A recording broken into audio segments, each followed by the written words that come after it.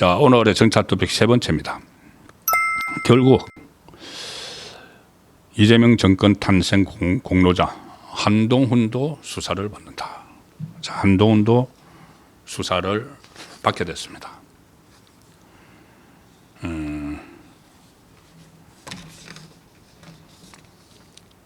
일단 조국이 오늘 이런저런 이야기를 하면서 윤석열 전 대통령 그리고 한동훈을 겨냥을 했습니다. 아시다시피 이 한동훈은 2019년에 이 문재인 정부 법무부 장관으로 지명됐던 조국에 대해서 수사를 실질적으로 지휘한 인물이죠. 당시 대검찰청의 반부패 강력부장이었는데 조국 수사를 지휘를 했습니다. 한동훈이. 그리고 당시 검찰총장은 윤석열 전 대통령이었죠. 그래서 윤석열 한동훈 라인이 조국을 수사를 했었죠. 자, 여기에 대해서 오늘 조국이 한겨레 인터뷰도 했습니다. 오늘 어쨌든 뭐 좌파들 김어준 방송도 가고 지금 다 했습니다. 한겨레 인터뷰에서 윤석열 한동훈 두 사람을 용서를 할 수가 없다. 조국이 그렇게 이야기를 합니다. 조국 이야기입니다. 우리 가족 전체를 짓밟았다. 칼을 망나니처럼 휘둘렀다. 자, 이렇게 이야기를 합니다. 그래서 두 사람은 용서할 수 없다. 거의 뭐 칠천지 원수처럼 그렇게 이야기를 합니다. 그러면은 그렇게 억울하면은 한겨레 또 신문이니까 기자가 묻습니다. 그렇게 억울하면은 가족 전체를 검찰이 짓밟고 이 망나니처럼 칼을 휘둘렀으면은 이제 재판에서 대법원까지 확정 판결 돼버렸기 때문에 그럼 법원도 다 그러면 검찰의 손을 들어준 거죠. 어쨌든 이 대법원까지 확정 판결을 받았기 때문에 다시 이것을 자기 무죄를 호소하는 방법은 딱 하나 있죠. 재심을 청구하는 거죠. 재심을 청구를 하면은 재판이 다시 진행이 됩니다. 뭔가 새로운 확실한 이 물증이나 이 진술이 있을 경우에 그러면 재심을 청구를 할 생각은 없느냐고 물어봅니다. 조국 구할. 과거로 돌아가는 건 원하지 않는다. 뭐 조국 재심 해봤자 똑같기 때문에 그 본인도 뭐 그래도 뭐 법대 교수했으니까는 다 알죠. 새로 변할 게 없고 다시 자기 죄만 확인이 되니까. 그런데 말로는 무슨 뭐 가족 전체들 짓밟았다. 칼을 망나니처럼 휘둘렀다. 이렇게 한동훈을 직격합니다. 한동훈은 그때 이 4.10 총선 때 2조 심판론으로 총선을 치렀죠. 결국 실패를 했지만은 이재명 조국 심판론. 자, 근데 조국이 이제 출소를 한 뒤에 이 한동훈을 저격을 하는 겁니다. 자, 여기에 대해서 한동훈이 발끈하죠. 발끈해서 조국에 대해서 이렇게 이야기합니다.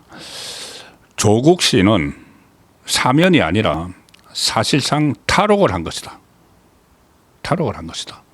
탈옥이나 마찬가지다. 이게 뭐 법적으로도 진짜 3분의 1밖에 안 살았는데 이게 맞는 거냐 뭐 이런 이야기죠. 탈옥한 거나 마찬가지다. 그런 사람이 뭘 그렇게 다니면서 나도 비방을 하고 하느냐 이 이야기입니다. 그리고 무죄라면은 재심을 청구해야 한다. 자기가 무죄라고 생각하면 재심을 청구해야 된다. 이 말은 맞죠. 한겨레 신문에서도 그렇게 물어봤죠. 왜 재심 청구를 안 하느냐. 그렇게 무죄인데. 근데 무슨 뭐 과거로 돌아가는 걸 원치 않는다. 이런 말도 안 되는 이야기를 했습니다. 자, 그런데 한동훈이 수사를 받게 됐습니다. 수사를. 지금 사실상 지금 이재명 정권이 있게 된 계기 중에 하나가 한동훈의 배신이었죠.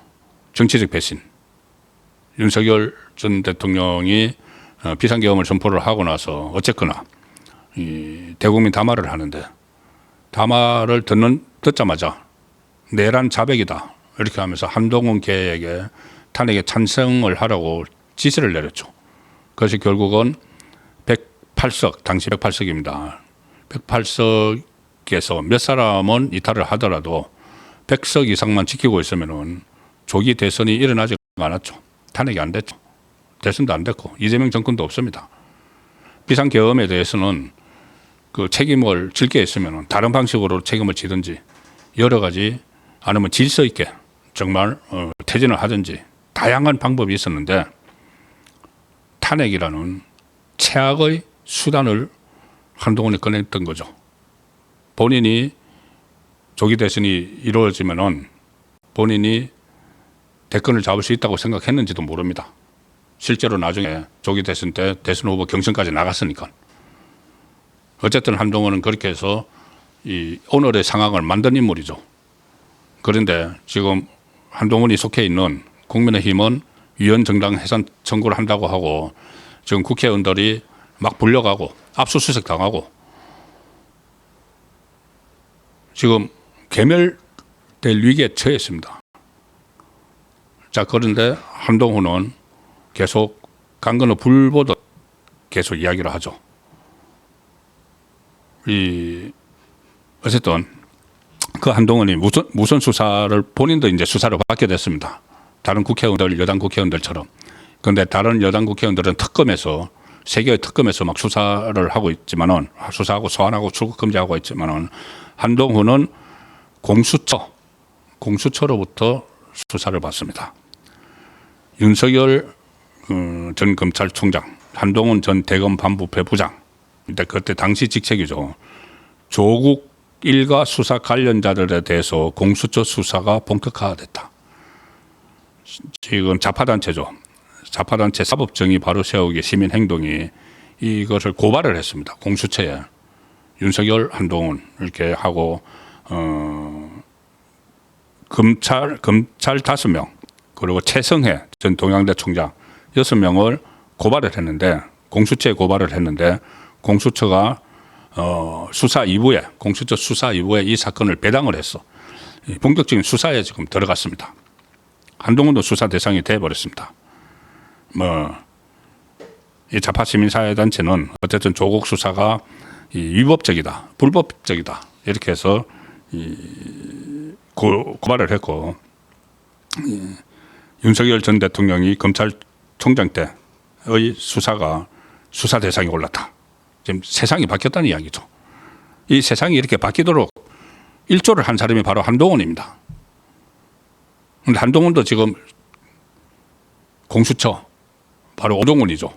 오종훈이 있는 그 위법 탈법적인 그 수사를 했던 윤석열 전 대통령에 대해서 체포영장 집행한다고 그 난리를 쳤던 바로 그 공수처 오종훈의 공수처로부터 수사 대상이 됐습니다. 지금 공수처 수사 2부는 이 사건을 신속하고 철저하게 수사하겠다 이렇게 이야기를 했습니다.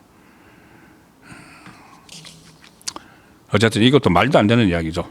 말도 안 되는 이야기로 그러니까 조국을 수사를 했다고 그 수사를 했던 검찰들을 수사를 하겠다고 말도 안 되는 이야기인데 한동훈만 딱 떼놓고 생각을 해보면은 본인도 결국은 이 좌파 정권의